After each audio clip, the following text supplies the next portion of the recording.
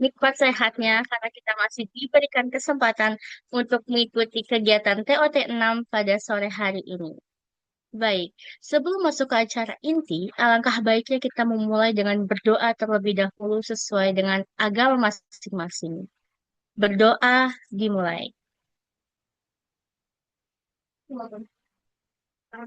Berdoa selesai. Terima kasih. Yang saya hormati pemateri kita pada hari ini, serta teman-teman peserta yang hadir, baik mahasiswa maupun adik-adik siswa, terima kasih banyak sudah meluangkan waktunya untuk mengikuti kegiatan TOT 6 dengan tema Pelatihan KTI dan SI. Semoga sesi hari ini dapat bermanfaat dan memberikan insight untuk kita semua. Perkenalkan, saya Aini Masufa Adawi selaku moderator untuk sore hari ini. Saya akan menemani kita sepanjang rangkaian TOT 6. Sebelum kita mulai, boleh kali ya kita cek dulu semangatnya untuk teman-teman. Boleh diberikan ketik 6 pada kolom chat Zoom atau diberikan reaction jempol pada Zoom-nya. Boleh kali diramaikan. Wow, udah rame banget ya teman-teman. Oke, sebelum kita masuk ke acara inti, saya juga ingin mengingatkan jangan lupa untuk mengisi absensi pertemuan yang berada di kolom chat Zoom. Juga, jangan lupa untuk merenam nama kalian dengan format instansi strip nama. Dan jangan lupa disiapkan kertas dan juga pulpen untuk mencatat poin-poin penting yang akan didapat pada sore hari ini. Lalu, jika teman-teman akan memiliki pertanyaan, boleh nanti disimpan terlebih dahulu untuk ditanyakan pada saat sesi tanya jawab. Oke, kalau begitu, izinkan saya untuk membacakan rangkaian acara kita pada sore hari ini. Yang pertama, akan ada pembukaan dilanjut dengan doa, lalu ada pembacaan CV pemateri, selanjutnya penyampaian materi pelatihan KTI dan SI, lalu ada sesi tanya jawab, penyerahan Gimana caranya? sertifikat kepada Ah, pemateri, mana? lalu Iya benar, ini udah mana aksi kirim. dan penutup. Mana sih gak sih? Em, Hmm. Selanjutnya, kita akan memasuki sesi dokumentasi. Karena sebelum membacakan materi, kita akan melakukan sesi dokumentasi. Bagi teman-teman, dihimbau untuk menyalakan fitur kameranya, lalu akan dipandu oleh operator untuk melangsungkan sesi dokumentasi. Oke, baik. Boleh untuk Kita akan teman-teman dinyalakan. dulu ya. Mulai dari slide satu terlebih dahulu. Satu, dua, tiga. Kalau misalnya nggak mereka tinggal kasih. Baik, slide kedua. Satu, dua, tiga.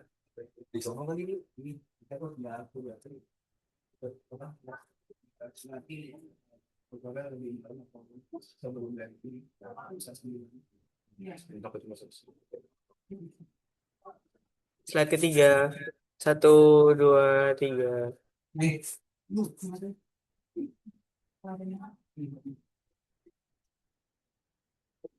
Ya, baik, sudah.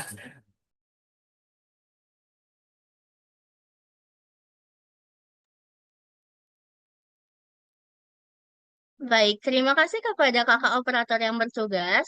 Selanjutnya kita akan masuk ke sesi pembacaan CV pemateri. Kepada operator, boleh ditampilkan CV Kak Andre.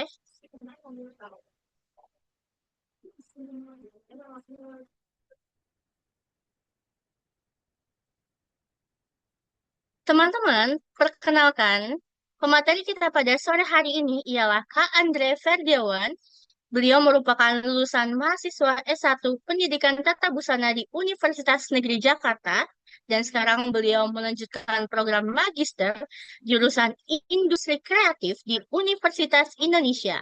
Beliau memiliki minat yang kuat dalam pengembangan riset dan inovasi dengan kemampuannya yang mampu belajar dengan cepat, komunikatif, dan antusiasme yang tinggi terhadap disiplin lintas bidang. Saat ini, sembari menunggu kuliah magisternya, Kak Andre aktif sebagai educational influencer di Instagram dan TikTok-nya yang konsisten berbagi wawasan tentang kompetisi akademik dan pengembangan keterampilan mahasiswa. Dalam bidang KTI dan esai ilmiah, Kak Andre sudah tidak perlu diragukan lagi dengan berbagai prestasi juaranya yang mencapai 400 prestasi dan penghargaan tingkat nasional dan internasional. Beliau lulus didanai pada lomba PKM pada skema kewirausahaan dan karya inovatif, memiliki 17 HKI dan 8 buku ber-ISBN. Tak heran Pak Rektor menyebutnya sebagai wisudawan berprestasi pada tahun 2025.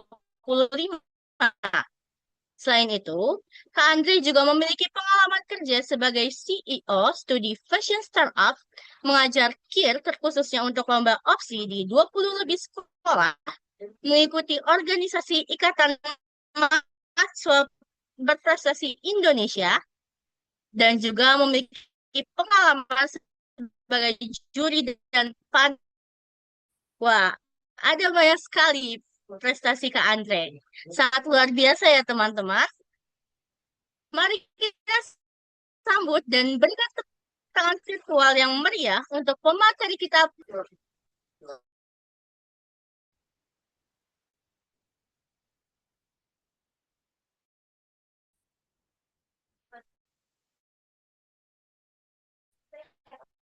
Oke, halo teman-teman. Apakah apakah Kak Andre sudah terhubung dengan kami, Kak?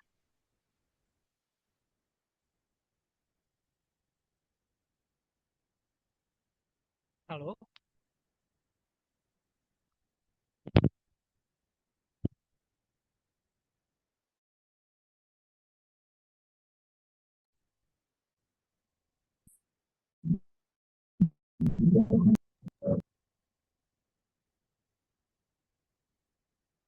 halo teman-teman, suaranya apakah terdengar dengan jelas?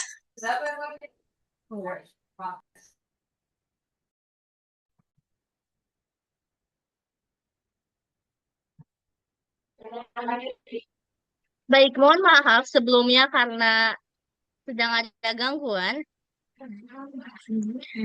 Kak Andre, apa kabarnya, Kak? Halo, kabarnya baik. Suara saya terdengar dengan jelas nggak? Terdengar dengan jelas. Oke, oke. Kalau boleh tahu, Kak Andre lagi sibuk dengan kegiatan apa aja nih, Kak? Kesibukannya nggak banyak sih, cuman apa ya, paling mau lagi persiapan buat kuliah lagi sama sambil ngajar-ngajar. Paling itu sih. Walah, semangat ya, Kak. Oke, untuk penyampaian materi hari ini, apakah Kak Andre sudah siap, Kak? Sudah siap. Oke, kalau begitu Kak Andre, karena sudah siap dan kami semua juga sudah siap, langsung saja kita masuk ke sesi pemaparan materi. Untuk Kak Andre, dipersilakan menyampaikan materi selama 60 menit. Waktu dan tempat kami persilakan, Kak. Oke, boleh tolong langsung di-share screen aja teman-teman, PPT-nya.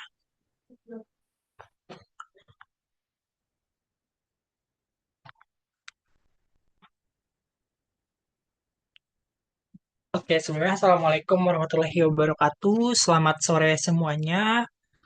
Semoga kalian selalu keadaan sehat ya, dan semoga dilancarkan segala aktivitasnya, di mana di tanggal merah ini, long weekend, kalian masih harus banyak-banyak belajar, salah satu tentang KTI dan juga esai ilmiah.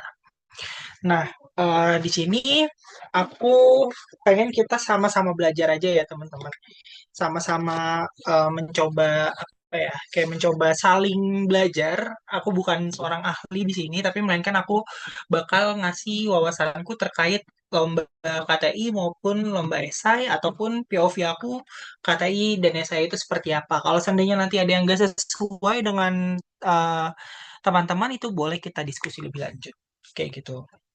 Oke, boleh di next.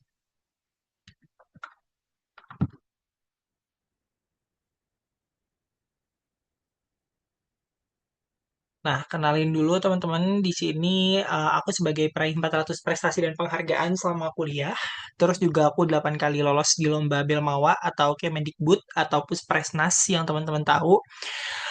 Terus aku juga bebas skripsi, bebas UKT dan konversi SKS dari UNJ.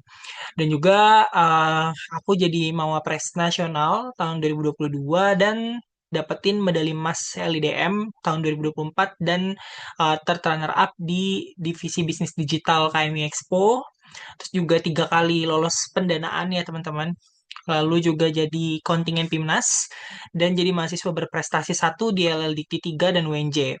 Terus juga dinobatkan sebagai mahasiswa berkinerja unggul, wisudawan berprestasi sama UNJ. Aku juga ngedirin startup, di mana startup ini berdiri dari ide lomba gitu, yang dimana namanya Study Fashion Tech dan juga Dream Fashion underscore ID. Jadi teman-teman bisa follow Instagramnya buat tahu sebenarnya produk aku tuh sama teman-teman itu kayak gimana. Terus juga selama kuliah aku dapat dana hibah kayaknya lebih dari 200 juta teman-teman. Kayak gitu. Next. Di sini kita berbicara tentang mimpi ya teman-teman. Kayak mungkin teman-teman di sini datang, teman-teman di sini pengen tahu tentang KTI, pengen tahu tentang esai, pengen jadi juara kompetisi KTI esai, atau pengen skripsinya jadi tahu gambarannya itu um, pasti banyak banget lah ya. Ada sebuah proses yang pengen kalian menuju keberhasilan kayak gitu. Ada mimpi lah kayak skripsinya jadi mudah atau misalnya lombanya jadi menang kayak gitulah ya, kurang lebih mungkin. Nah, tapi bermimpi itu gratis teman-teman, tapi keberhasilannya itu perlu dibayar sama yang namanya sebuah proses. Kita bebas mimpi jadi apapun, tapi kita jangan lupa untuk terus berproses kayak gitu. Karena aku yang sekarang itu jauh banget dari aku yang dulu tuh banyak-banyak belajar kayak gitu. Maksudnya benar-benar jauh dari sebelum sekarang tuh aku banyak banget belajar, banyak ngalamin kegagalan dan yang lain-lain. Tapi ya, it's proses gitu. Itu adalah sebuah proses gitu. Kalau kalian mau um, menang di KTI, saya prove it. Kalian belajar dulu kayak gitu. Nggak ada yang ucuk-ucuk langsung menang kayak gitu. Next. Nah, setiap kompetisi yang saya ikutin mengajarkan saya bahwa setiap orang itu tidak dituntut untuk harus menjadi juara dalam kompetisi tersebut, melainkan dituntut agar setiap orang memiliki mental juara.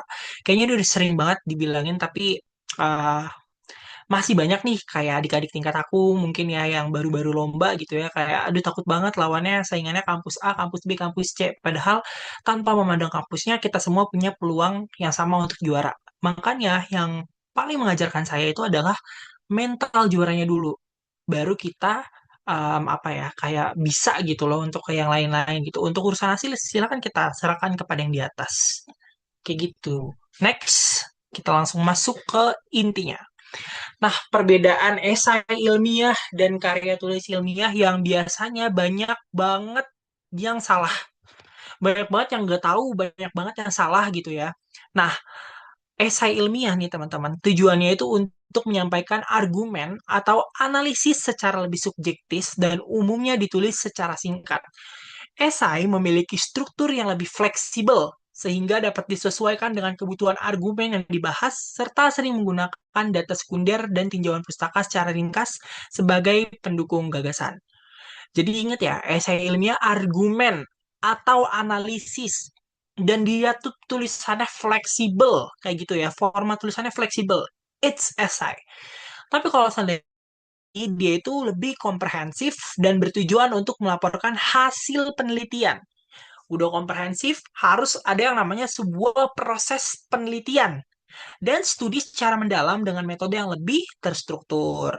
Strukturnya itu lebih baku, mengikuti format ilmiah seperti skripsi, tesis, atau laporan penelitian. Kalau kalian pernah baca jurnal, ya kurang lebih seperti itu karya tulis ilmiah. Selain itu, penulisannya juga memerlukan pengumpulan data primer serta analisis yang lebih mendalam untuk menghasilkan temuan yang dapat dipertanggungjawabkan. Jadi kalau esai ilmiah, gagasan, argumen, opini kalian sebagai penulis, karena dia tuh cuman apa ya argumen aja, gagasan kayak gitu. Sedangkan KTI harus ada proses penelitiannya, teman-teman. Kalau KTI harus ada proses risetnya, harus ada proses penelitiannya. Beda sama esai yang dia gagasan aja.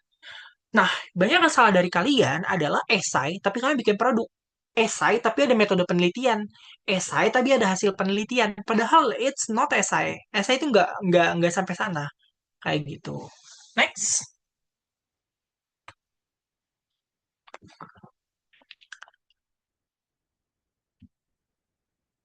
Nah, kita masuk ke karya tulis ilmiah ya. Sekarang kita bakal ngebahas KTI.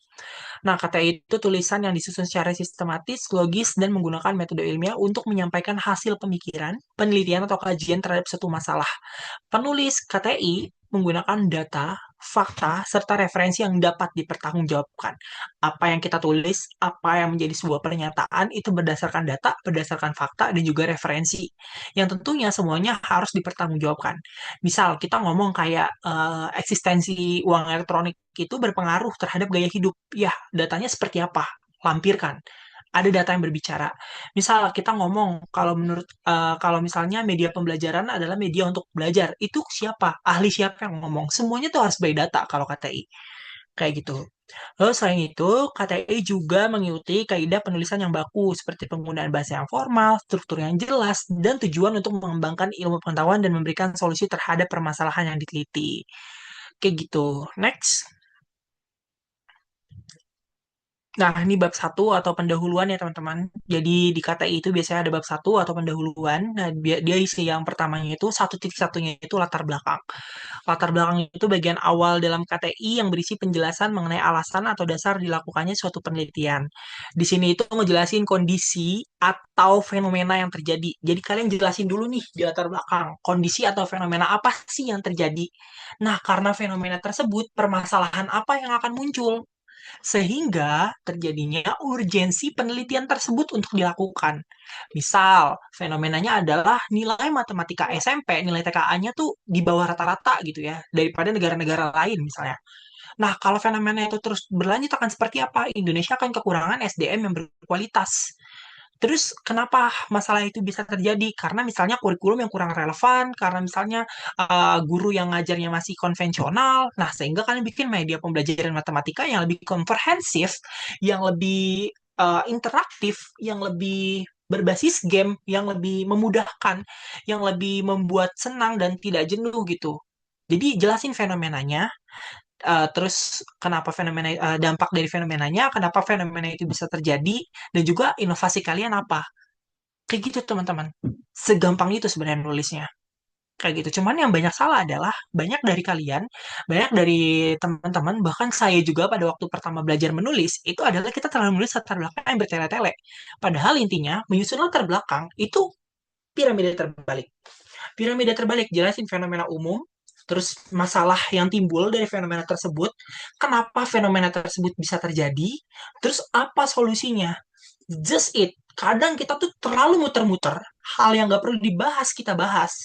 Kayak gitu. Itu yang harus kita ubah gitu ya teman-teman. Cara sudut pandang kita menulis sebuah latar belakang. Kayak gitu. Yang kedua ada 1.2-nya ya. Di sini ada rumusan masalah, yaitu berisi pertanyaan penelitian yang akan dijawab melalui proses penelitian.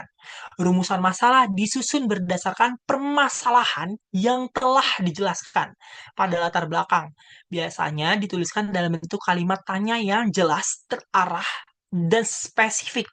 Bagian ini tuh berfungsi untuk membatasi fokus penelitian agar pembahasan tidak melebar serta menjadi pedoman dalam proses pengumpulan data, analisis data, dan yang lain-lain.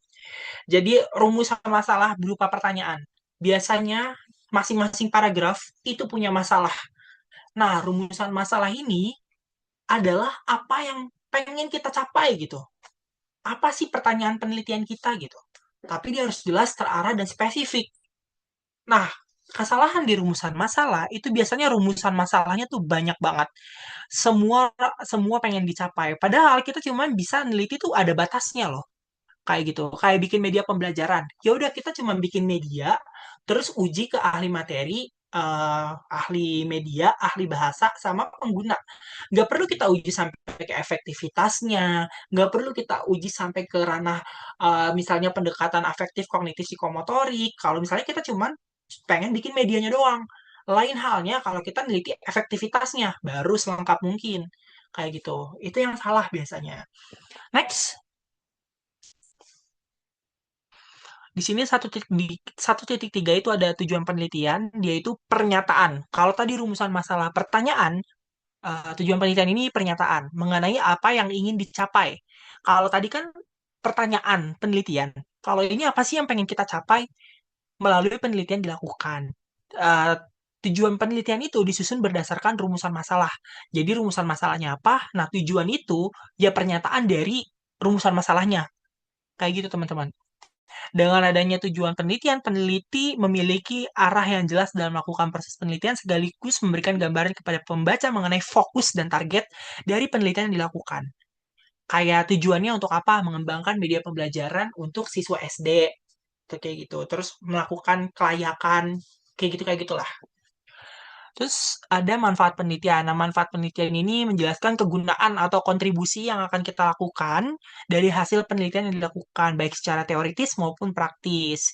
Manfaat teoritis itu berkaitan sama pengembangan ilmu pengetahuan, kayak misalnya kalau bagi pembaca nanti akan mengembangkan ilmu pengetahuan, konsep atau teori yang relevan di bidang kajian penelitian. Kalau praktis, dia itu penerapan hasil penelitian, misalnya kayak bagi orang tua, bagi siswa, bagi guru, bagi pemerintah, itu apa? Kayak gitu, teman-teman. Next. Nah, kita lanjut ke bab 2 atau tinjauan pustaka. Di bab 2 itu ada namanya deskripsi teoritis atau kajian teori atau tinjauan kajian teori, deskripsi teoritis, tinjauan pustaka dah pokoknya ngebahas tentang teori-teori ya teman-teman di sini. Nah, deskripsi teoritis merupakan bagian KTI yang berisi penjelasan mengenai konsep, teori, atau prinsip ilmiah yang berkaitan dengan variabel atau topik penelitian. Misalnya variabel kita ngebahas tentang media pembelajaran. Ya kita jelaskan media pembelajaran di sini konsepnya seperti apa, teorinya dan prinsip ilmiahnya seperti apa. Di sini kita ngejelaskan dan itu semua harus berdasarkan teori-teori para ahli yang relevan. Kayak gitu ya teman-teman. Kayak misalnya kita sasarannya siswa SD nih. Subjek kerjaan kita siswa SD. Nah, yang disebut siswa SD itu siapa? Itu dijelasin menurut ahli. Misalnya kita melakukan pendekatan secara afektif, kognitif, psikomotorik, masing-masing teori psikologinya dijelasin kayak gitu. Itu teman-teman. Deskripsi teoritis. Lanjut lagi ada yang namanya penelitian relevan. Nah, penelitian relevan adalah bagian memaparkan hasil penelitian terdahulu. Jadi, pada prinsipnya, kita tuh bukan peneliti pertama di dunia. Kita juga bukan penemu pertama di Indonesia. Pasti kita udah baca-baca dong penelitian-penelitian terdahulu yang pada akhirnya apa? Pada akhirnya kita bisa membuat penelitian dan membuat sebuah inovasi. Tapi pasti kita ada rujukannya penelitian terdahulu. Nah, penelitian terdahulu inilah yang kita masukkan di penelitian relevan. Jadi sebagai sumber referensi. Dan di dalam penelitian relevan ini, kalian menunjukkan posisi penelitian kalian. Let's say, misal aku bikin sebuah aplikasi pembelajaran matematika untuk anak SD berbasis augmented reality gitu ya misalnya. Sebelumnya tuh udah ada yang bikin, tapi dia tuh cuma berbasis aplikasi doang. Kayak gitu. Terus misalnya materinya dia materi tentang A, nah materi aku materi tentang B, dan aku pakai augmented reality. Nah, posisi penelitian aku, keterbaruannya di situ. Jelaskan perbedaan penelitian sebelumnya ini penelitian sebelumnya hasilnya ini dan perbedaannya dengan penelitian yang sedang kita lakukan itu apa? Itu yang pasti bakalan ditanyain penguji skripsi yang akan ditanyakan dewan juri, apa sih keterbaruan dari penelitian kamu? Nah, itu setidaknya kita udah memberikan sedikit penjelasan di penelitian relevan. Kayak gitu, teman-teman. Next.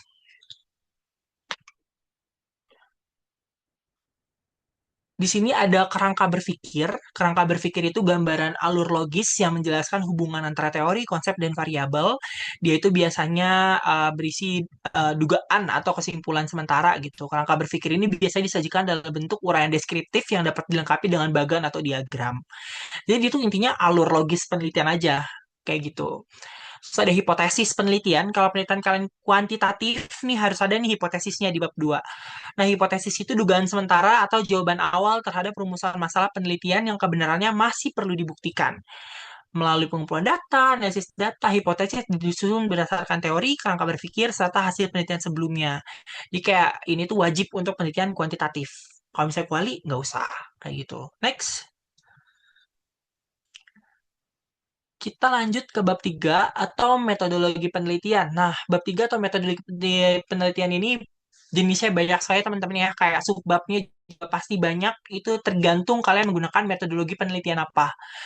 aku bisa sampai 9-10 subbab di metodologi penelitian, tapi umumnya yang aku jelasin akan seperti ini, kayak gitu.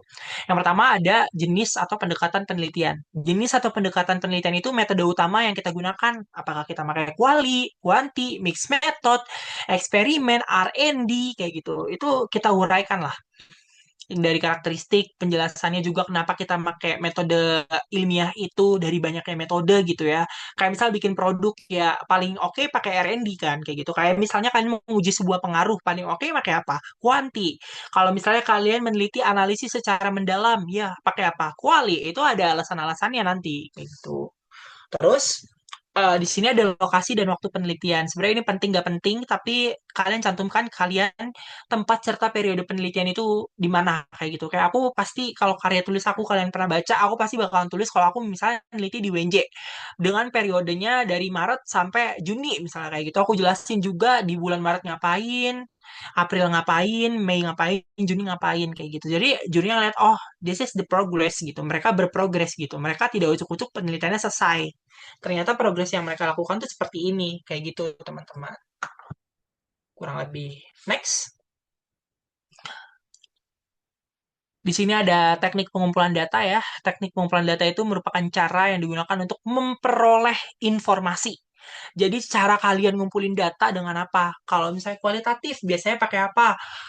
Observasi, wawancara, dan dokumentasi. Kalau misalnya kuantitatif, bisa pakai kuesioner angket, terus bisa pakai tes, kayak gitu kan. Terus kalau misalnya penelitiannya R&D, bisa nguji ahli, materi, media, bahasa, pengguna, kayak gitu.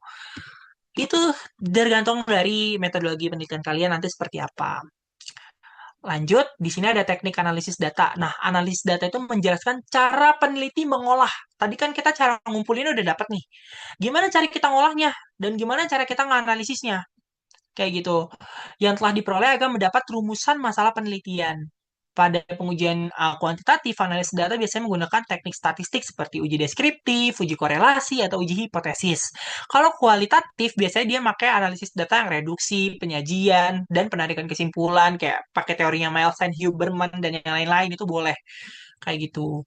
Bagian ini penting untuk menunjukkan bagaimana data diinterpretasikan secara lebih sistematis dan ilmiah. Jadi kalau misalnya di kuanti, gimana caranya supaya kita tahu kalau data yang kita dapetin itu hasilnya nanti berpengaruh gitu. Misalnya kayak gitu.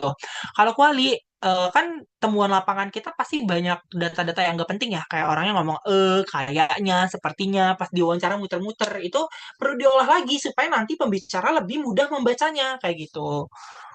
Next.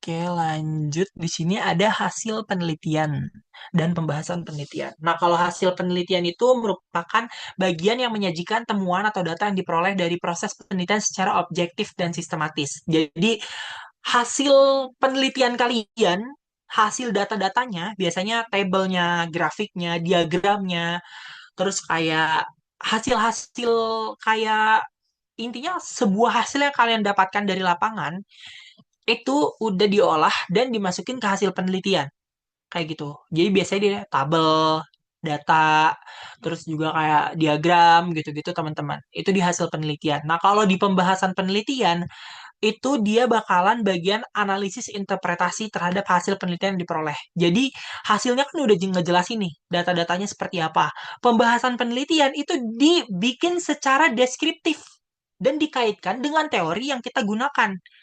Kayak gitu. Kayak misalnya hasil temuan kita, oh ternyata media pembelajaran itu apa media pembelajaran yang kita bikin itu layak gitu ya, dapat nilai sekian sekian sekian. Nah, kalian kaitin teorinya kayak gitu. Media pembelajaran dikatakan layak ketika mereka mendapatkan rata-rata di atas sekian kayak gitu. Itu sesuai sama teorinya siapa. Kayak gitu. Terus oh ternyata pembuatan aplikasi itu tuh udah tepat gitu sesuai teorinya si ini kayak gitu. Untuk media pembelajaran kayak gitu misalnya. Itu pokoknya dikaitin antara hasil data kalian kan udah dapat nih grafik-grafiknya kayak gitu. Nah, di pembahasan penelitian dibikin secara deskriptif dan kaitkan sama teori-teori dari para ahli kayak gitu. Next.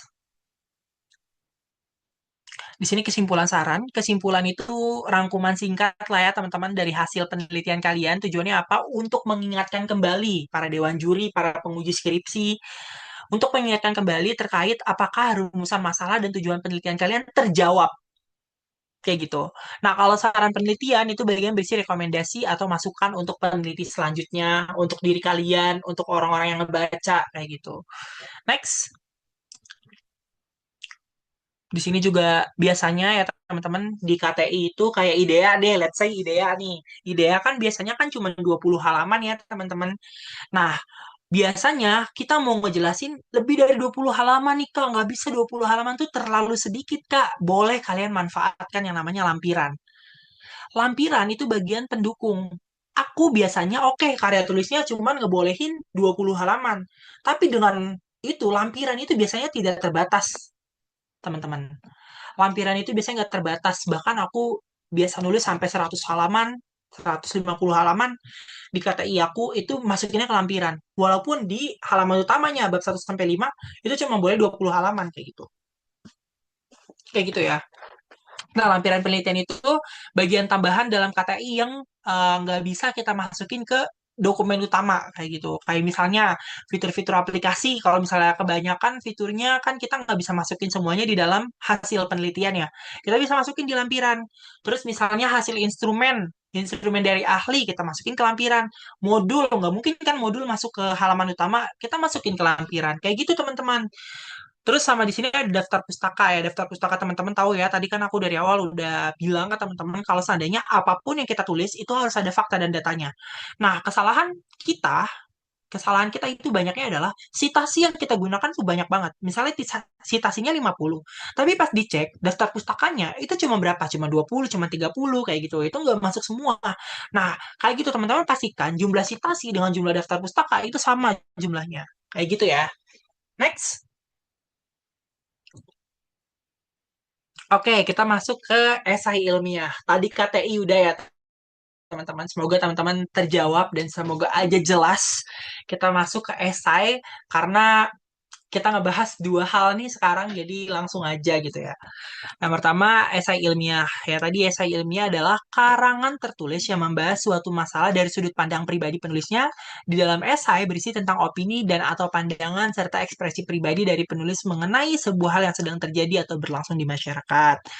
Nah, esai ini berisi argumentasi. Nah, esai intinya ya teman-teman, kita nggak langsung ke intinya aja. Esai itu fakta dan datanya itu cuma 30%. 30% doang fakta dan datanya. 70%-nya itu opini atau gagasan penulis.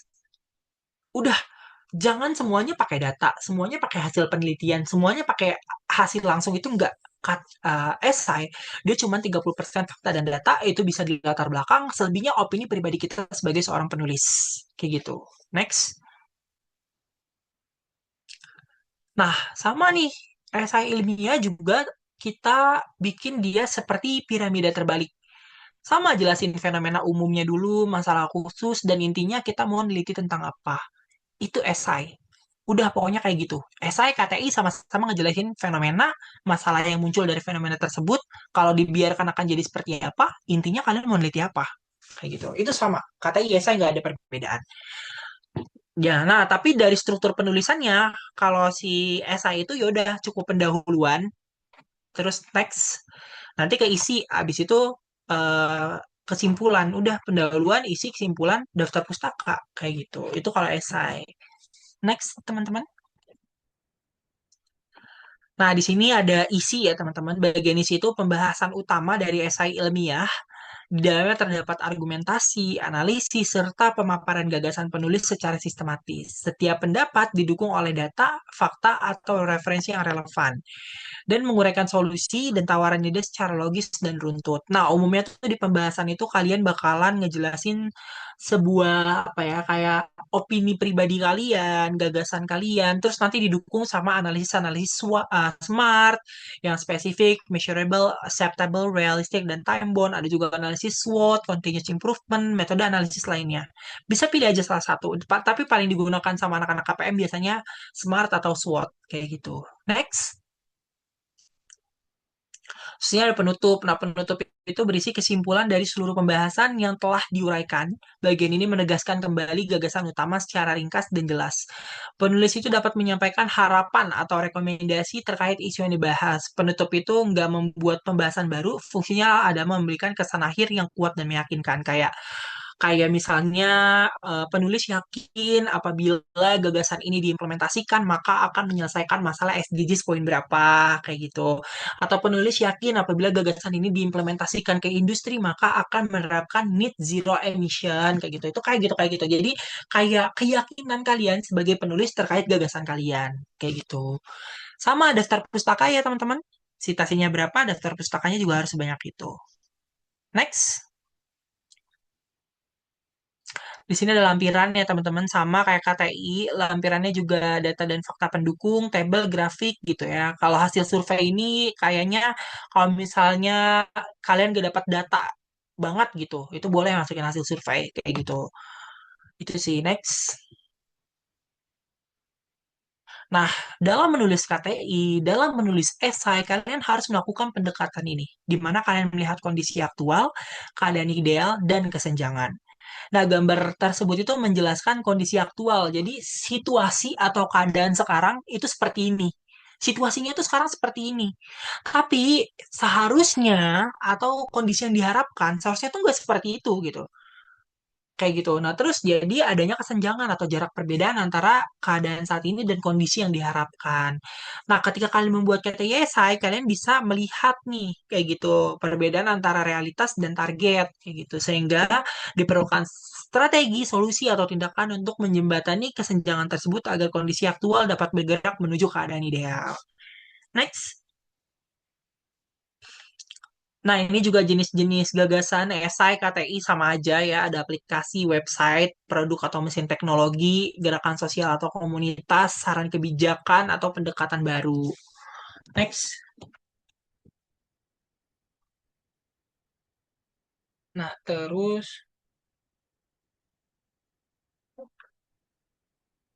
oke.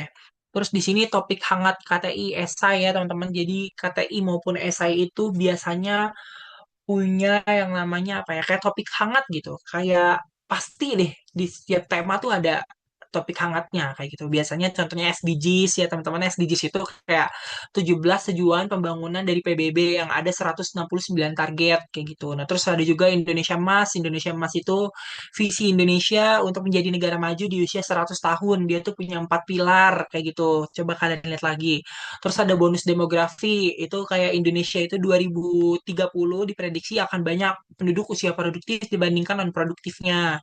Next. Terus di sini kita juga bisa ngebahas tentang climate change, zero emisi, dan green economy ini juga lagi hangat banget nih sekarang kayak gitu. Next. Nah, di sini juga kalian di lampiran kalian bisa jelasin penjelasan tertulis. Kayak misalnya gagasan kalian bekerjanya seperti apa, latar belakangnya gimana, mekanismenya, hasil yang diharapkannya, kayak gitu. Terus bisa ngejelasin pakai flow chart juga, kayak gitu. Secara visual menggunakan simbol atau panah. Flow chart itu alur, teman-teman. Kalian coba pelajarin lagi, bisa masukin ke lampiran, kayak gitu. Next. Terus di sini juga ada yang namanya, belum ke next nih, Kak. Di sini juga kalian bisa masukin prototype kayak gitu. Kayak misalnya SHI, kalian bikin aja prototipenya dulu kan gak sampai aplikasi jadi itu boleh. Atau misalnya kalian bikin lebih niat lagi video demonstrasi cara menggunakannya. Aku pernah bikin nih lomba kayak gini. Terus kayak bikin video demonstrasi dan ternyata itu dipuji sama jurinya bagus kayak gitu. Cobalah kalian terapkan. Next. Terus aku punya berbagai cara atau berbagai strategi untuk mencari ide ya teman-teman. Yang pertama aku punya cara mind mapping. Ya seperti yang kalian tahu ya, mind map itu kalian bikin peta pikiran kayak gitu. Jadi ada satu topik utama di tengah gitu ya. Terus nanti tinggal kalian bikin mind mapnya, bikin cabang-cabang yang lebih spesifik. Nah nanti kalian bisa pilih aja tuh salah satu yang bisa kalian kembangkan untuk jadi KTI. Terus ada brainstorming. Kalau brainstorming itu kalian tanpa membatasi pikiran kalian ya teman-teman, kalian tulis semua ide tanpa membatasi, tanpa mikir ide itu bagus atau enggak. Nanti tinggal kalian lihat dari yang udah kalian brainstorming mana yang bisa kalian kembangkan jadi sebuah KTI atau esai. Next. Terus ada juga di sini analisis SWOT ya, mungkin teman-teman tahu ya analisis SWOT. Nanti coba kalian lihat nih, misalnya kalian punya 3 ide, kalian bikin analisis SWOT-nya. Nah nanti kalian pilih yang kekuatannya paling tinggi sama peluangnya paling besar, tapi kelemahan dan ancamannya itu paling rendah kayak gitu. Terus bisa pakai metode DLP. Metode DLP itu survei ke para ahli, jadi diskusi sama dosen, diskusi sama ahli gitu. Itu juga bisa untuk misal kalian punya ide apa, coba kalian diskusikan sama dosen atau ahli kayak gitu. Next. Terus lanjut di sini ada gap analysis. Kalau gap analysis itu yang tadi yang keadaan kesenjangan gitu ya, karena kondisi yang diharapkan atau keadaan idealnya itu nggak nyampe gitu. Terus ada lagi literatur review. Nah, kalau literatur review itu ya kalian baca jurnal, jangan males baca berita, baca jurnal, baca pokoknya. Kayak gitu. Next. Selanjutnya ada Six Thinking Hats. Nah, kalau Six Thinking Hats itu teman-teman kalian dari Edward de Bono nih teorinya. Jadi dia mengutarakan kalau kita punya ide, kita bisa membuat ide itu dari berbagai sudut pandang kita lihatnya. Kayak misalnya, nih topi-topi ini apa ya? Kayak kita tulis lagi gitu berdasarkan topi-topi ini. Kayak ide kita nih faktanya gimana? Terus eh, emosinya gimana? Secara kritik atau resiko gimana? Optimisme atau manfaatnya gimana? Jadi kita tulis analisis flow-nya seperti si Edward de Bono ini. Next. Terus kenalin juga pola kerja ya kalian tuh yang mana? Kalian tuh individualis atau berkelompok? Nah, kalau misalnya berkelompok, next. Boleh di next. Kalau misalnya berkelompok, kalian bisa jadi inisiator, konseptor, atau eksekutor. Kayak gitu. Next. Nah, aku mau jelasin mungkin di sini juga banyak anak UNJ. Peluang after aku memenangkan berbagai kompetisi itu banyak kesempatan yang datang, teman-teman. Kayak misalnya diundang ke Mendikbud, diundang sama PIMNAS waktu itu ya, teman-teman. Jadi banyak banget gitu acara-acara dari Puspresnas yang diundang ketika kita memenangkan kompetisinya mereka. Kayak gitu. Next. Terus selain itu, kalau di dalam internal UNJ-nya, boleh di next. Dalam internal UNJ-nya itu, kalau kalian memenangkan kompetisi Belmawa, itu kalian bisa bebas skripsi. Tapi baik lagi, ini tergantung kebijakan dari masing-masing prodi. Tapi sebenarnya kalau dari rektor merekomendasikan kita bebas skripsi. Kayak aku jadinya dapat bebas skripsi kayak gitu. Terus juga kalau menang lomba Belmawa, kita bisa langsung dapat yang namanya keringanan pembebasan uang kuliah tunggal. Jadi tim aku, padahal dia dapat KIP ya, tapi karena di lomba Belmawa dia dapat pembebasan UKT kayak gitu. Secara otomatis lah kalau udah lomba Belmawa mah. Terus juga diundang sama rektor, biasanya di Hari Sumpah Pemuda, rektor itu ngundang orang-orang yang paling berprestasi di fakultasnya. Kayak gitu. Kebetulan aku 3 kali atau 4 kali diundang di Sumpah Pemuda, teman-teman itu dapat sertif dan bisa foto sama Pak Rektor lah lumayan. Sama selain itu juga bisa konversi SKS. Kebetulan konversi aku waktu itu nggak ikut pagelaran jadinya. Jadi kalian berada di kampus yang tepat. Kalian punya kampus yang peduli dan mengapresiasi mahasiswanya untuk kompetisi. Bahkan mungkin kayak Kak Wisnu, Kak Brian, Kak Alvin, dan teman-teman yang lainnya yang pernah lomba bareng aku atau mungkin mereka melakukan lomba sendiri. Mereka tuh pasti tahu kalau seandainya kita tuh ada di universitas yang tepat kayak gitu. Tiap lomba didanain. Kita bisa didanain full loh dari kampus gitu. Padahal ketika kita ngeliat kampus-kampus lain ada yang cuma didanain kayak cuma 30%, tapi kita tuh bisa full dari WNJ kayak gitu. Karena itu teman-teman tuh udah ada di kampus yang tepat kayak gitu. Tinggal gimana teman-teman memanfaatkan privilege tersebut. Dan aku mau pesen banget ya teman-teman. Jadi ketika kakak-kakak tingkat kita itu berkenan, bersedia gitu ya menjadi seorang mentor misalnya dari mentor kalian gitu.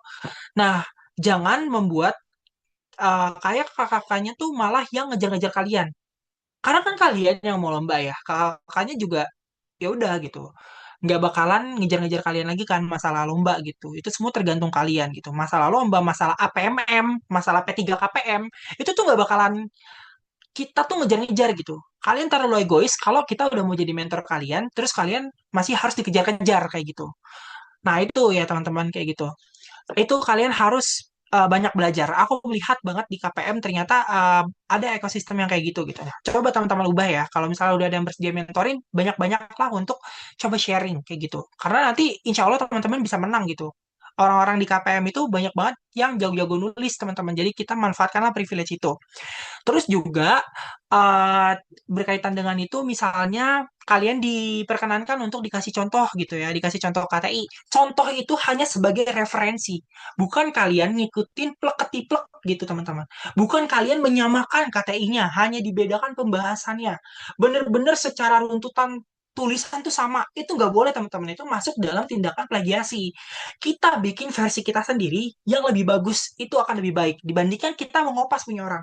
Bahkan kan nanti ada uji Turnitin dan segala macam, kalian bakal capek lagi ngubahnya kayak gitu.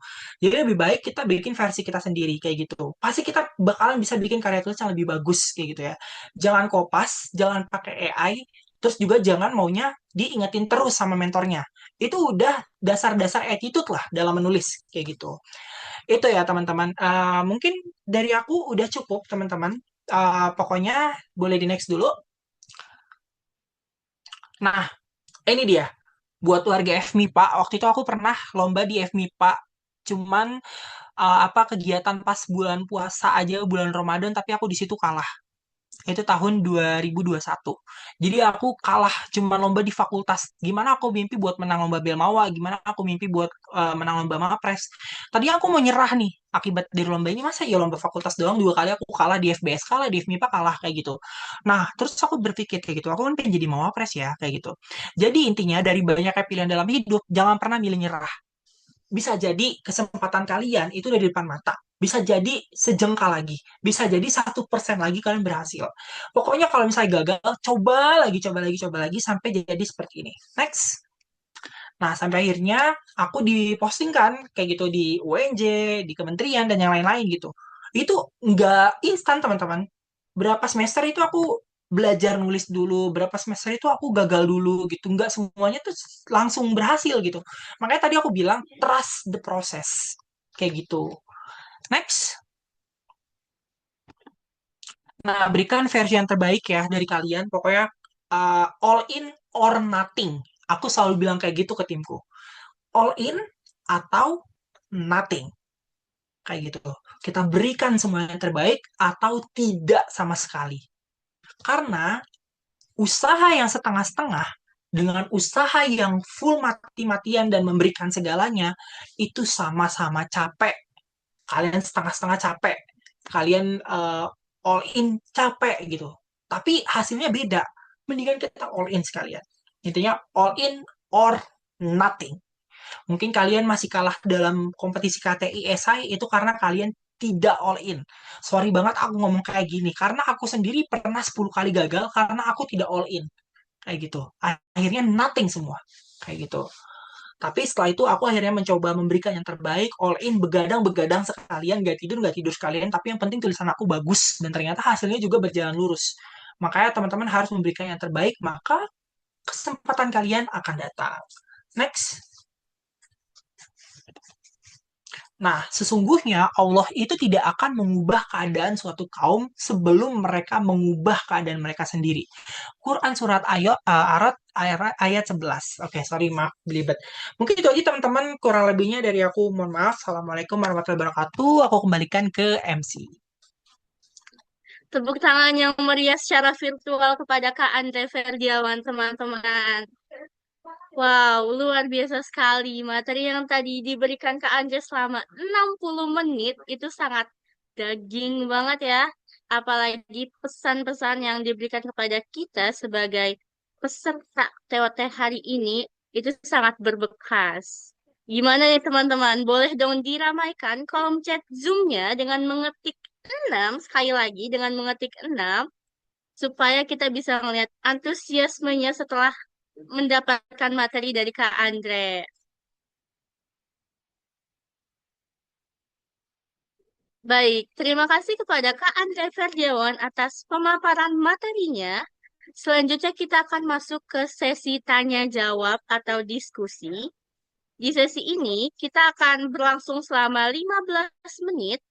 Untuk teman-teman yang ingin bertanya, silakan untuk raise hand atau menuliskan pertanyaannya di kolom komentar dengan format nama, asal sekolah atau kampus, dan pertanyaan. Oke, langsung saja nih. Udah ada yang raise hand, Kak Noval Fikri. Silakan, Kak, dibuka. Oke, Bismillahirrahmanirrahim. Assalamualaikum warahmatullahi wabarakatuh. Sebelumnya terima kasih Waalaikumsalam. untuk moderator dan juga terima kasih banyak atas ilmu yang bermanfaat banget dari Kak Andre. Sebelumnya saya mau bertanya ya Kak. Tadi disebutkan bahwa untuk pendapatan dana dari kampus ya, kalau kita mau lomba gitu ya Kak. Nah itu saya pengen tahu sih Kak, cara untuk kita bisa mengajukan dana untuk bisa didukung dari kampus itu caranya seperti apa ya Kak? Karena mungkin kalau untuk kita yang baru lomba ataupun yang baru mengawali lomba lah, itu ada tips dan triknya nggak Kak? Dan juga caranya seperti apa? Mungkin itu aja pertanyaannya. Kurang lebihnya terima kasih. Silakan untuk Kak Andre, boleh langsung dijawab. Oke, kalau berkaitan dengan dana perlombaan ya, kalau dari masing-masing kampus itu biasanya berbeda dananya. Nah, tapi yang bisa aku sampaikan adalah kamu bisa ngajuin ke beberapa titik gitu. Titik pertama yang bisa kita lakukan adalah mengajukan ke pihak dari terdekat kita dulu nih, program studi. Coba datangi Kolprodi, bilang kalau seandainya kamu lolos finalis di lomba A, kayak gitu. Nah, bilang kalau seandainya kamu ingin mengajukan dana. Kalau seandainya bisa, kamu langsung bikin proposal dan suratnya. Kayak gitu. Di proposalnya apa? Di proposalnya informasi seputar kegiatannya. Kayak gitu. Dan target kamu itu seperti apa? Misalnya, aku selalu bilang kalau aku punya target jadi juara di lomba itu. Kayak gitu. Terus yang kedua, kamu bisa ke fakultas. Kalau fakultas bisa ngedanain, ya silakan ke fakultas atau bahkan ke universitas dengan pola yang sama. Apabila bisa mengajukan pendanaan nih ke pihak fakultas atau universitas, ya kita tinggal bikin surat sama proposalnya. Kayak gitu. Nanti dari pihak universitas itu akan menelaah kembali apakah dari lombanya itu bisa didanain atau enggak kayak gitu. Karena tergantung jarak, tergantung peluang menangnya dan yang lain-lain sih kayak gitu. Dan yang pasti kenapa mungkin ini bisa menjadi gambaran juga ya teman-teman. Karena tiap dana yang dikeluarkan oleh pihak universitas atau fakultas pasti punya ekspektasi untuk menang kayak gitu. Nah, makanya kita jaga kepercayaan itu kayak gitu. Itu sih kalau dari aku. Izin bertanya kembali Kak. Kalau Boleh. misalnya yang tadi disebutkan itu tadi kan bikin surat ataupun proposal ya. Berarti kita sendiri yang membuatnya atau seperti apa ya Kak? Aku bikin sendiri biasanya. Jadi nanti memuat tentang latar belakang, maksud dan tujuan, terus juga harapan yang ingin dicapai, terus LOA aku lolos lomba, terus pengumuman aku jadi finalis, terus misalnya biaya pemberangkatannya berapa aja, kereta pulang pergi, itu semua aku rinciin secara jelas. Dan yang paling pasti yang ingin dilihat adalah apa sih target kita dari lomba gitu. Apakah kita pengen menang kayak gimana kayak gitu. Itu pasti itu udah jadi tujuan utamanya kan dalam kompetisi gitu. Itu sih. Itu kemungkinan untuk di ACC-nya tuh berapa persen ya Kak Andre? Apakah Nah, mungkin harus langsung di ACC atau seperti apa ya Kak? nah itu tergantung ini lagi, tergantung kebijakan masing-masing universitas ya. Kalau di UNJ, kebetulan aku ada di fakultas yang sangat oke di fakultas teknik. Ketika aku ngajuin pasti di ACC kayak gitu.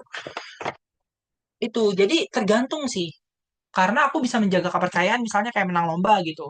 Nah, itu yang harus kita jaga gitu ya, teman-teman kayak gitu. Kalau kamu udah sering menang lomba gitu ya, kayak misalnya kalau kamu udah tahu touch kompetisi seperti apa, itu biasanya bakal langsung di ACC kok, kayak gitu. Kalau masih baru-baru mungkin agak kayak sayang-sayang ngeluarin dananya kayak gitu karena kan dana kan gak cuma buat kita kan, ada mahasiswa lain juga. Kayak gitu sih. Terima kasih Kak Andre.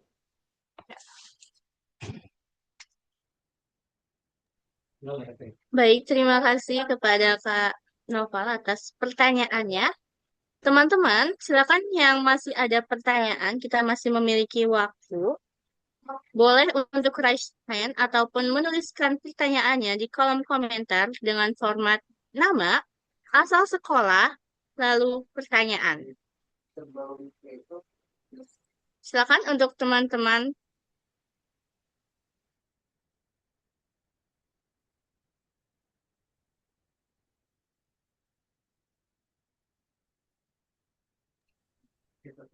Baik, silakan untuk Kak Novi dibuka. Baik, apakah suara aku masuk? Masuk, Kak. Baik, sebelumnya terima kasih ke Kak Andre untuk pemaparan materinya yang sangat luar biasa hari ini.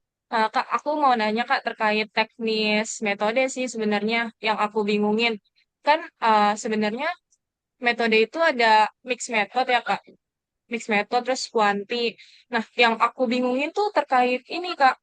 Eh, aku pernah, kebetulan tadi barusan aku baru baca jurnal terbitan dosenku. Dia itu metodenya mixed method dengan teknik analisisnya. Jadi dia awal pendataan untuk mendapatkan datanya studi literatur dulu tuh Kak. Karena kan dia prodinya sastra ya bahasa yang biasanya kualitatif. Terus dari data tersebut dia dia uji teorinya itu dengan menyebarkan kuesioner ke eh, dia ini sih targetnya Gen Z. Nah, tapi yang aku bingung tuh di metodenya dia ditulisnya mixed method, sedangkan pas aku baca artikel jurnalnya, kuantinya itu cuman kayak perhitungan persentase dari kuesionernya itu. Nah, aku mau nanya Kak, kalau misalnya kayak gitu, apakah masih mewakili representasi dari mixed method ataupun dari kuantinya sendiri minimal harus kayak ada uji-uji yang seperti yang ada di SPSS. Kurang lebih seperti itu, Kak. Oke, kayaknya kalau kayak gitu masuknya mungkin ya lebih ke kuantitatif deskriptif sih harusnya itu, bukan ke mix method ya. Soalnya, correct me if I'm wrong guys, soalnya kalau misalnya uh, apa ya yang aku tahu gitu ya mix method itu data kuali sama kuanti itu nanti akan tergabung gitu. Jadi kita punya dua data. Datanya data yang kuanti juga ada gitu ya dengan tetap uji-uji di SPSS dan data kualinya itu juga harus melakukan wawancara. Nah, nanti kedua data tersebut nanti jadi representasi buat di hasil penelitian dan pembahasan penelitian. Seharusnya kayak gitu. Uh, I don't know, aku nggak tahu karena ini juga penelitian dosen pasti juga mungkin udah bagus ya kayak gitu. Mungkin cukup kualitatifnya dengan studi literatur dan kuantitatifnya dengan menguji pakai apa ya hasil-hasil teori itu juga boleh gitu. Mungkin itu cukup gitu. Mungkin kalau misalnya masalah mixed method karena kebetulan aku juga belum pernah meneliti mixed method, jadi aku belum bisa jawab secara pasti. Cuman dari apa yang aku baca, apa yang aku tahu, seharusnya kita punya dua data, data kuali, data kuanti, dan nantinya kedua data itu menjadi representasi kayak gitu. Makanya namanya mixed method gitu. Bukan cuman sekedar studi literatur, habis itu langsung diuji kebenarannya kayak gitu. Itu mah sama aja kayak kuanti doang atau kuantitatif deskriptif kayak gitu. Itu sih. Mungkin kamu bisa cari referensi jurnal lain juga. Oke, makasih banyak Kak Andre atas jawabannya.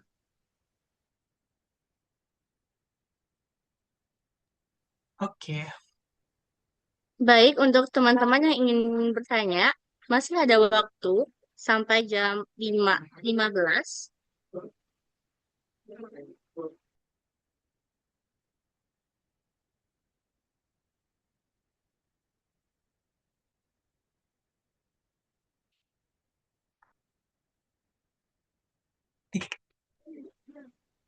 Oke, di sini sudah ada Kak Michael Kurniawan dari Universitas Negeri Jakarta. Terima kasih Bang Andri atas pemaparannya. Saya izin bertanya. Beberapa masalah yang diangkat dalam esai itu kan nggak selalu diselesaikan dengan produk. Misalnya permasalahan sosial atau ekonomi. Bagaimana caranya buat esai-esai ini tetap bisa bersaing dengan esai yang buat produk? Terima kasih Bang. Silakan Bang Andre. Oke, masalah sosial kebetulan punyanya Raihan menurut aku bagus. Raihan Mawapres utama 2025 atau 2026? 2025, 2026 mana Nara? Si Dodo ya, Dodo Mawapres 2025 itu juga dia pernah bikin esai tentang sosial, yaitu cyber sexual exploitation. Sebenarnya apa yang bikin dia bahkan jadi best paper waktu itu ya, pas kita lomba di Padang di Padang apa di Bandung ya? Pokoknya ada antara Padang atau Bandung dia jadi best paper. Nah, ternyata setelah kita teliti kita ini lagi adalah dia walaupun penelitiannya tentang sosial, kenapa dia bisa bersaing dengan yang penelitiannya produk-produk gitu ya? Satu, targetnya jelas.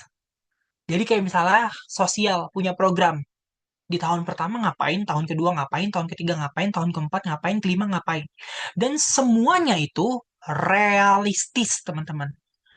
Kayak gitu, masih mungkin untuk diimplementasikan. Kayak gitu, realistis pokoknya.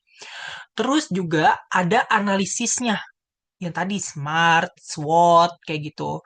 Bahkan sampai bakalan kerja sama siapa, atau stakeholdernya tuh bakalan siapa. Itu semua dijabarin sama dia.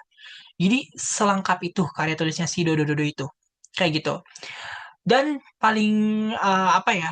Paling jelas lagi adalah dia mengangkat fenomena yang memang banyak dirasakan gitu, kayak cyber sexual exploitation. Dari judulnya aja itu udah perlu penanganan kayak gitu, udah perlu urgensinya tuh ada kayak gitu. Jadi caranya kayak gitu, membuat program, tapi gimana caranya, terus juga berapa tahun perlu waktunya, pakai analisis smart SWOT, terus juga di situ dijelasin untuk mencapai tujuan kita bekerja sama dengan siapa, intervensinya seperti apa, itu semua dijelaskan di karya tulis bidang, di esai bidang sosialnya. Di KTI bidang sosialnya juga bisa. Jadi intinya, nggak selalu harus teknologi, kalau memang kita ahli di sosial, kita nggak bisa maksa, kayak gitu. Nah, itu. Jadi, coba lagi untuk membuat semua secara realistis kayak gitu. Itu sih, misalnya kayak kamu bilang intervensinya caranya A. Nah, ya udah kamu jelasin cara intervensi psikologinya gimana secara sosial. Kayak gitu sih. Bagaimana Kak Michael? Apakah terjawab?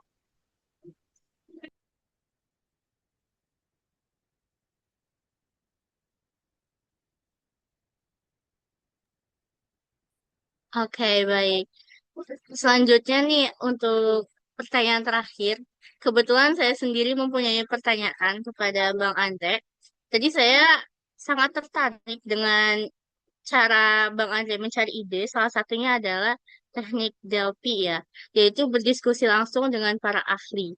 Nah, saya penasaran apa aja sih kira-kira yang harus dipersiapkan sebelum kita mau berdiskusi dengan para ahli seperti dosen dan ahli-ahli lainnya.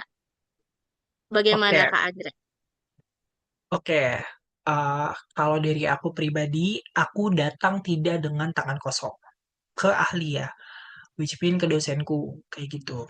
Aku bilang aku punya ide bikin aplikasi fashion, di mana aplikasinya tuh punya fitur ini gitu. Terus aku udah ngejelasin lah, dan nggak tangan kosong, nggak cuma ngejelasin pakai mulut, kita ada tulisannya gitu, kita drafting dulu tulisannya atau setidaknya gambaran kasarnya, UI UX-nya seperti apa. Nah, kita datang ke dosen, kira-kira yang relevan sama industri dan pembelajaran fashion itu seperti apa. Oh, kamu kurang fitur ini, oh kamu tambahin ini, itu nanti bakalan kita dapat yang namanya insight lagi nih dari para dosen-dosennya yang perlu kita tambahkan. Tujuannya ahli untuk apa? Untuk memperkuat lagi ide kita, atau bahkan ide kita tuh dibilang ini idenya udah lama banget nih nggak bisa. Itu juga bisa terjadi gitu. Dan pasti nanti ketika kita diskusi sama para ahli itu pasti nanti bakalan ada yang namanya kita dapetin insight, kita dapetin ide yang oke kayak gitu. Gak usah sama ahli, sama teman aja deh kayak gitu. Kayak misalnya si Koko nih, si Brian, dia punya bikin website gitu. Terus aku bilang, bedanya sama website yang udah ada yang mirip-mirip kayak gini apa? Terus kayak aku ngomong bukan sebagai ahli ya, aku ngomong cuman sebagai orang awam gitu. Terus dia cuman nampilin data secara kayak gini, tapi terus nanti orang-orang tahu data real time-nya gimana kayak gitu. Aku pasti nanya-nanya kayak gitu. Ada sebuah hal yang akhirnya nanti si Brian itu akan pikirkan gimana caranya supaya nanti terjawab semua apa yang orang awam ini tanyakan gitu. Gimana ahli gitu? Gimana dengan ahli? Ahli itu pasti nanti akan lebih lagi. Oh, tapi dari teorinya ini tuh nggak kayak gini. Aku waktu itu diskusi sampai sama 4 dosen ya. Tapi dari teorinya ini tuh gini, dari teorinya ini tuh gini, dari ini tuh gini. Kayaknya kamu harus tambahin ini. Itu nanti bakalan banyak sekali saran dan masukan. Kayak gitu. Bahkan dari sisi pembelajaran contohnya, aku bikin aplikasi. Aku cuman nguji materi media bahasa. Kayak gitu ya, materi media bahasa sama pengguna. Dosen aku nyuruh coba uji efektif kognitif psikomotorik buat ngeliat efektivitas dari aplikasinya. Coba kamu bikin modulnya. Nih, modul di aplikasi kamu belum sesuai industri. Coba kamu tambahin fitur konsultasi. Nanti biar mereka kayak yang kebingungan bisa konsultasi. Tulis aja kamu kerjasama sama ini, kayak gitu. Kita pasti bakal dapat banyak insight. Yang penting ketika kita datang, kita tidak tangan kosong. Kita udah punya sebuah pemikiran, kita udah punya sebuah tulisan, kita udah punya sebuah gambaran. Bukan cuma diucapkan aja, kita bawa tulisannya, kita print, kita kasih lihat. Kayak gitu. Itu akan lebih oke sih. Baik, terima kasih kepada Kak Andre Ferdiawan. Dan dengan ini sesi tanya jawab kita tutup ya teman-teman sekalian. Selanjutnya kita akan masuk ke agenda selanjutnya yaitu penyerahan sertifikat kepada pemateri sebagai bentuk apresiasi atas ilmu dan waktunya. Kakak operator bisa tolong dibantu menampilkan sertifikat pemateri hari ini dan dokumentasinya?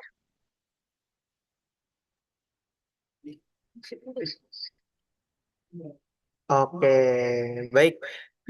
Saya bantu foto ya. Satu, dua, tiga.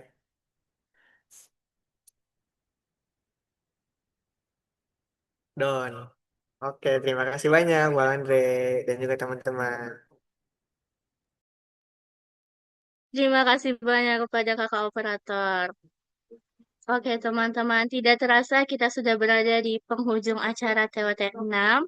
Terima kasih banyak kepada Kak Andre atas kontribusi dan pemaparan materi yang luar biasa untuk TOT 6 hari ini. Tepuk tangan sekali lagi untuk Kak Andre secara virtual semuanya. Uh, Sebelum acara kita tutup, saya ingatkan kembali kepada teman-teman untuk jangan lupa mengisi presensi yang hanya panitia bagikan melalui kolom chat Zoom. Jadi, segera supaya diisi ya teman-teman. Dan setelah acara selesai nanti, akan ada link Google Form Resume atau rangkuman yang akan dibagikan di grup peserta TOT 2026.